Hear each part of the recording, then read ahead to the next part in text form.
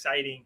And so I was like, let me throw an intro in here. I'm not sure if it's going to work or not. I can always scrap it, but let's see how this works. And so I'm still kind of trying that out now. And so I was like, let's figure out a way to kind of integrate whatever that topic is into something that maybe is a little bit more comedic or something that's kind of aligned with it. Right. So, Yeah.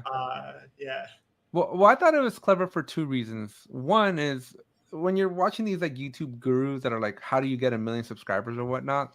Everybody's like, you got to be different. But like, how can you be different when you're teaching, like you're doing a screen share and you're teaching somebody like, click here, click there, click over there, and they're done, right? Like, it's challenging to innovate. So I thought when I first saw that, I was like, this would be different. Like this is not the way I would have approached it. But I think it's a great approach.